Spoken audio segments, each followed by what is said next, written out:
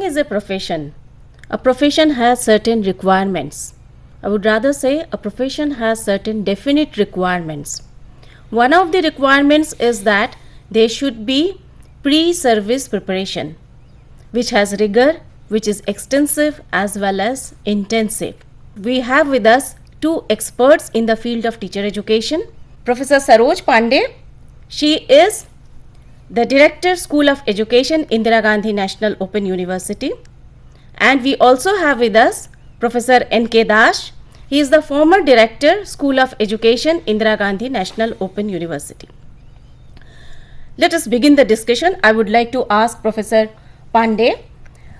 We know that there is a new paradigm in teacher education, and there are many reasons because of which we had to shift to this new paradigm. And we could say that there are many perspectives actually that have been the drivers of this change. So could you tell us something about it? Yeah, Dr. Suttappa, there has been a paradigm shift in not only in the field of teacher education but as well as in the field of school education. As a policy decision, whenever there is a change in school education, there is simultaneous change in the teacher education curriculum as well, because school education and teacher education are related to each other. This was the policy of our system, and if we see that from time to time whatever curriculum frameworks have been developed in the field of teacher education, we will see a pattern. The first school education curriculum framework was developed in 1975. Before that, Kothari Commission in 1964 and 66 has given widespread recommendations. In 1975, school education curriculum was changed, and simultaneously there was a change in 1978 in the teacher education curriculum. This was the curriculum which emphasized on relevance of teacher education curriculum, flexibility of the approach, horizontal and vertical mobility in the system of teacher education, and this was the first attempt to introduce task-oriented teacher education with the objective to give exposure to teachers to the socio-cultural context in which they are situated. Whenever there has been a change or a paradigm shift in school education, whenever we have tried to reform school education, there has been a corresponding change in teacher education as well. Yes, there has been a corresponding change in the system of teacher education, because as I said earlier, until and unless teachers are well prepared to execute those changes which we are visualizing in school education curriculum, the curricular changes in school education will not be effective. I am telling it about this 78 curriculum because this curriculum had recommended widespread changes which has wider implication, and till today there are certain things which we are following. For instance, it recommended semester system, it recommended continuous comprehensive assessment, it recommended internship in a way that there should be block teaching and not the teaching one lesson per day, and more importantly it recommended that the teachers should be given exposure to the community life as well. In 1988 there was a school education curriculum framework was developed for elementary and secondary education, and simultaneously a change was visualized in the teacher education curriculum as well in the same year, 1988. In the same year, teacher education curriculum was also. So we may say that these two changes were parallel in nature. Yes. And both happened, we could say simultaneously in the year 1988. Yes, 1988. But unfortunately, due to certain reasons, this 1988 curriculum framework could not be implemented on the ground, and 1978 curriculum was still in practice. This 1988 teacher education curriculum, if we see this curriculum, this visualized the role of teacher as a facilitator, as effective communicator, and at that time educational technology was becoming very popular. So the role of educational technology was also emphasized in this curriculum framework, besides the strengthening the recommendations of 1978. So there were certain concrete changes. We could say that a paradigm shift was already visible in the 1988 curriculum if we compare it with the curriculum developed in the 70s. Yes, if you see the 2014 teacher education curriculum framework as well as 2005 NCF 2005, they have emphasized and they have recommended the role of teacher as a facilitator and effective communicator. The role of language is also being emphasized in this curriculum framework, and all these things were there in the 1988 curriculum framework. These two changes were made simultaneously. Once the school education curriculum has been changed, teacher education curriculum has also been changed. But in 1998, we are finding there is a shift. The 1998 teacher education curriculum was modified first, and then the school education curriculum was modified in year 2000. But both the curriculums have a futuristic perspective. If you recall that at that time there was a Delors committee report which had come out and international level, in the international level it was being discussed, and it had given what should be education in the 21st century. Keeping in view the 21st century, the role of education was visualized, and there were many recommendations of this commission which found place in some way or the other in the teacher education curriculum framework of 1998, which was very futuristic in perspective. It emphasized on performance of teachers. Stage specific teacher education curriculum was recommended, including the vocational education as well. So this has a very futuristic perspective. 1998. And there is also another interesting thing that emerges from what you have just said. 1998, that was the age and stage of globalization. So just as you said that Delors Commission's recommendations were taken into consideration while developing the curriculum framework for teacher education. So it got a kind of a global perspective. Yes, it had a global perspective, and it also emphasized on sustainable development, on promoting peace and developing teachers, developing quality in education as well as teacher education, and working with the community was again emphasized.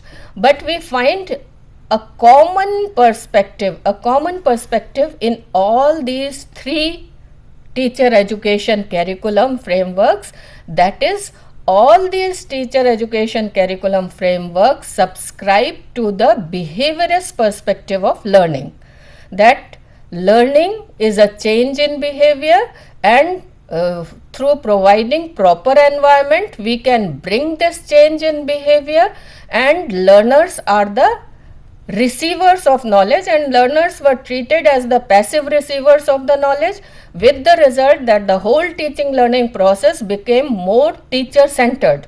Though in principle learner centered approach was emphasized, but in practice all the teaching learning process predominantly became teacher centered, and this resulted in stress among children.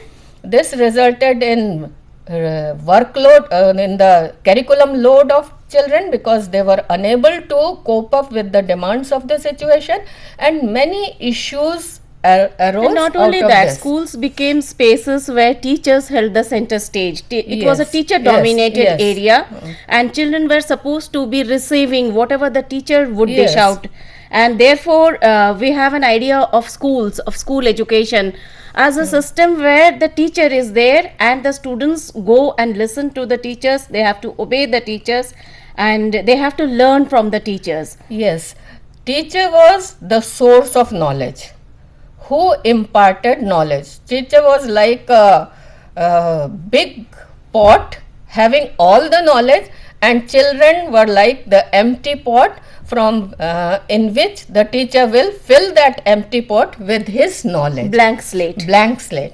So entire teaching learning system became very monotonous, dull, and very stressful for the children, and we have seen many issues arising out of this. After that, in 2005, we again had a national curriculum framework.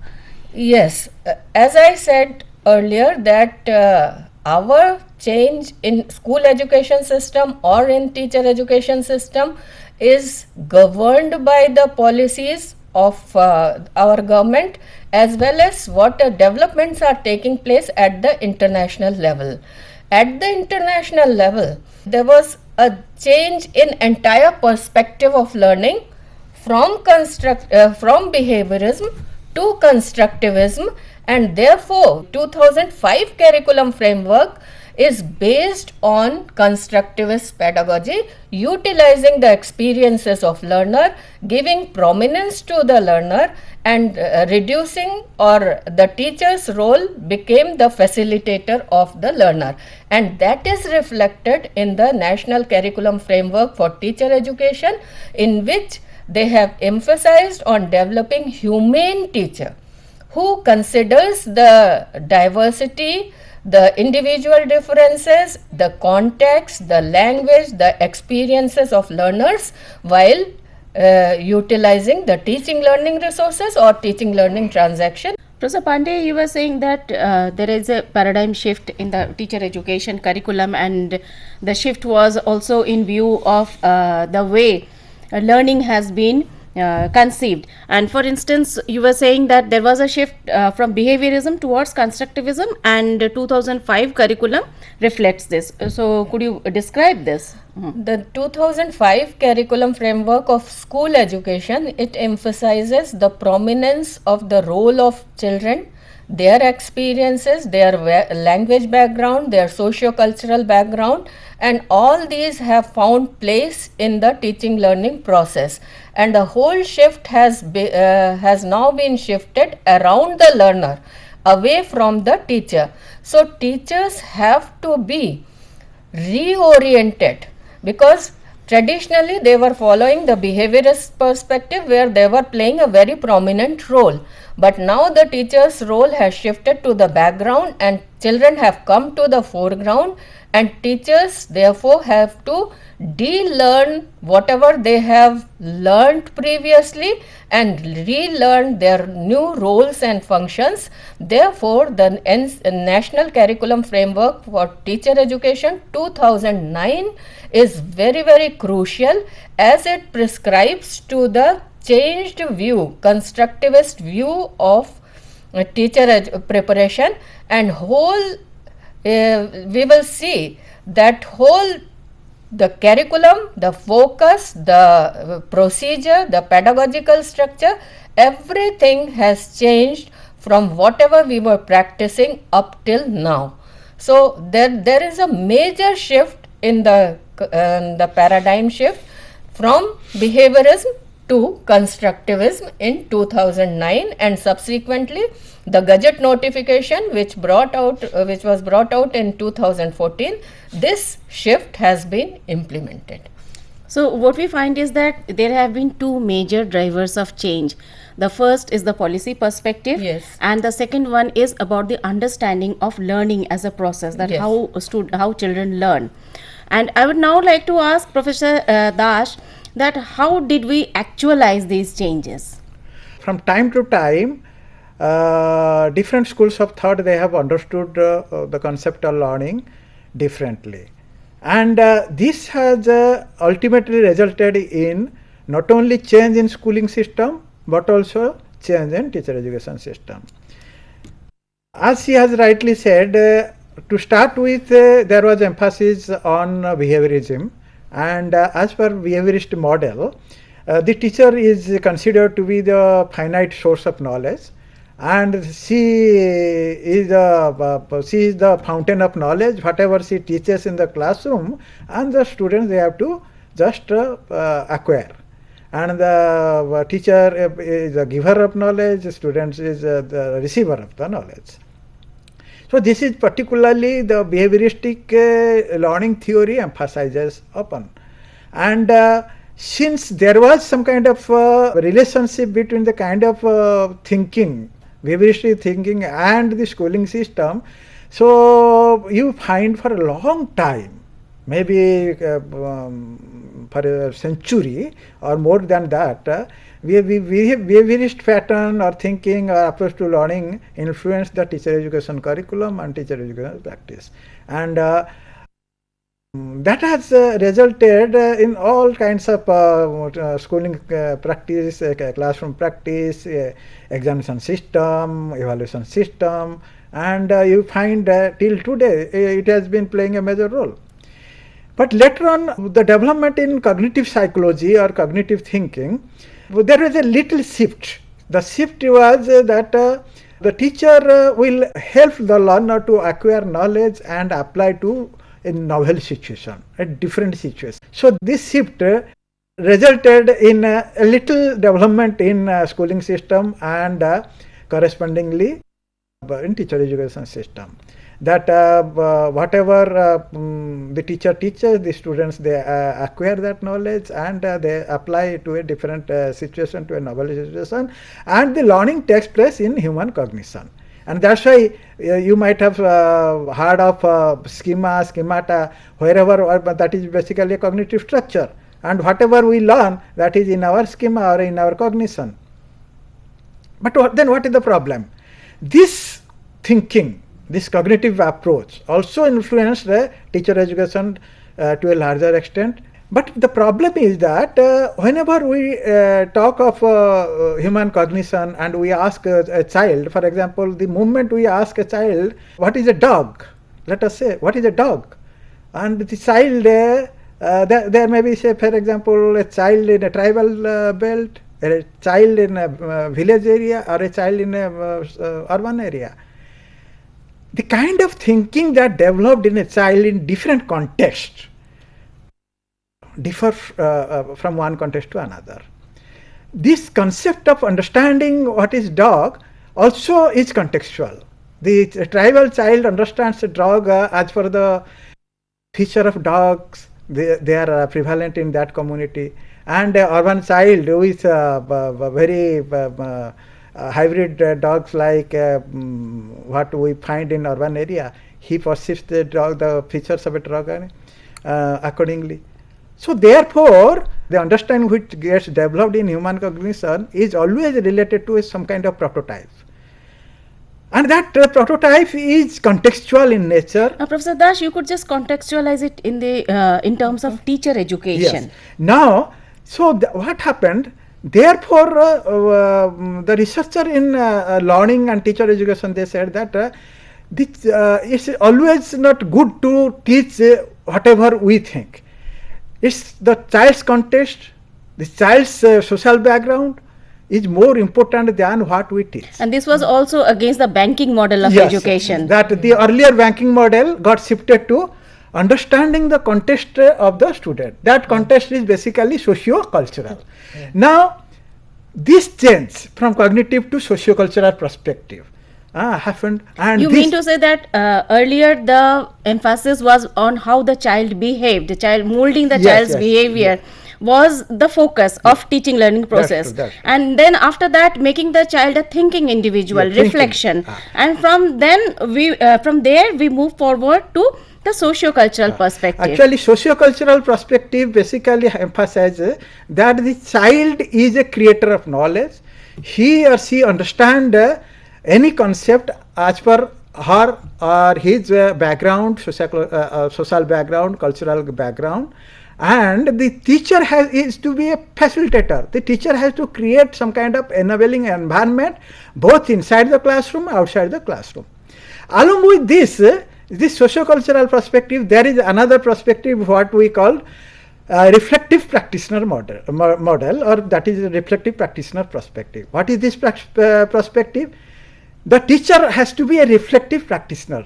And the students, they have to be also reflective practitioners. That the based upon the kind of sociocultural background they are situated in, the sociocultural context they are situated in, both teacher and students, they have to construct new kind of knowledge, reflect upon that kind of knowledge. The entire shift, this cultural perspective model or approach or perspective emphasized on planning, acting, observing and reflecting. This is a circular model. What is this? The teacher has to plan teaching learning activity. He has to really act upon that activity or whatever is planned. Then the teacher has to observe what is happening in the classroom, what is happening outside the classroom. Then reflect. Then reflects over both inaction, reflection in action as well as reflection and action. When we talk about reflection in action, that during the course of teaching or learning, what he is doing, and once that is over, he has to reflect on this. So while doing this, he has to depend upon different contexts. This context of the child, context of society, context of the teaching learning process, and the knowledge about herself, the self, knowledge of the self. So all this knowledge of diversity. So when we talk all this development, socio-cultural perspective, this reflective practitioner perspective, this 2-year B.Ed program and curriculum framework for 2-year B.Ed program centers around all this latest development which happened. Basically, if we look at literature after 1990s. And I think this led to, we can see that 3 interrelated aspects, curricular areas in the current 2-year B.Ed program. It begins with perspectives in education, and then there is curriculum and pedagogic studies and engagement with the field. And all these 3 components happen to be related to each other. And these were some of the generalities that you were discussing. Could you please tell us about the specifics? What specific changes have we witnessed? As you have rightly said, these 2 major perspectives, sociocultural perspective and then reflective practitioner model perspective, these 2 perspectives, they have influenced the kind of design what you have presented to understand education from a different angle. So you see, why all on a sudden this change? This change because there has been a greater emphasis that a trainee teacher, a student teacher must understand the various perspectives in which learning takes place, schooling takes place, and then accordingly the teacher has to design and plan, design, develop, implement and assess student learning. And these processes, I think there is a now the understanding that these processes do not happen in vacuum. They happen in context, which you have very rightly mentioned as perspectives. And all these processes, right from teaching, planning, assessment, these things are carried out in view of the different perspectives. Then second course, then you have rightly that the second category of course is in curriculum and pedagogic studies, and here very interesting departure from earlier B.Ed curriculum what we have observed, that knowledge across the curriculum, then understanding the nature of discipline, subject. There is also language across the curriculum. Then there is a course on knowledge, discipline and subject. That is because language is a social tool, socio-cultural tool. Then this course, I think Professor Pandey will also emphasize that for the first time we have to emphasize that each subject has its own language, and the student teacher has to understand.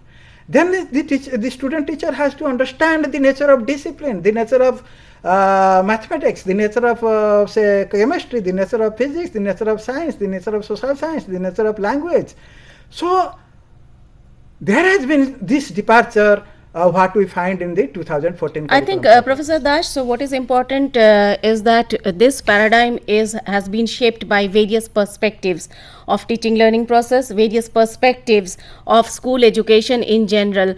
And now I think I would request Professor Pandey why internship has been included within the teacher education curriculum, and then after that you could perhaps summarize that how this shift has been actualized.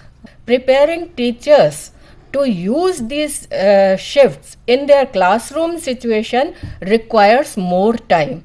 So for more time, we need more school experience, more longer duration school experience program.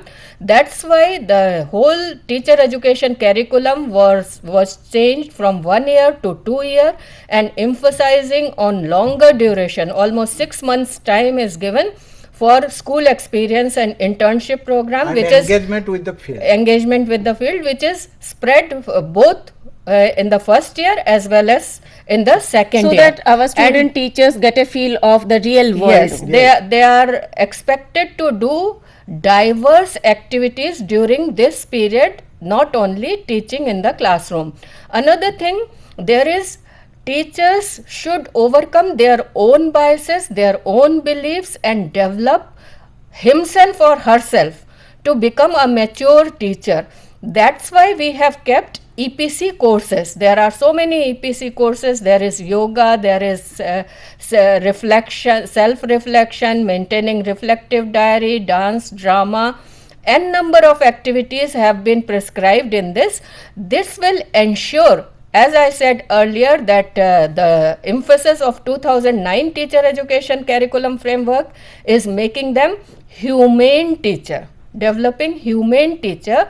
For developing this humane teacher, self-development of the individual as a teacher, overcoming their own beliefs and overcoming their own biases is also essential. That's why besides the core courses, there are certain courses which are for the professional development or personality development of the teacher. We can summarize that the perception of knowledge and learning has changed. The perception of learner as mute receiver of knowledge has changed. Now he is the constructor of knowledge. We acknowledge the diversity of learners and learning styles of learners and planned our teaching learning process accordingly. And we provide opportunities to learners for self-reflection and independent learning. Emphasis is on culture specific, because if the child is coming from tribal area, the teacher cannot use the same teaching learning process as he or she is using in the urban classrooms, and we have to develop the critical efficiency of the child. So critical pedagogy has been emphasized, So that the child is empowered enough to question. yes, and as I said, that teacher should be humanistic, responsive to the demands of the situation and demands of inclusive education, and adopt continuous comprehensive ways of student evaluation, which is spiral in nature, embedded with the process of learning. And that's why there is a shift from assessment of learning to assessment for learning. Whether learning is taking place or not, that has to be established, not only assigning grades to the child. I thank you, Professor Pandey. I thank you, Professor Dash.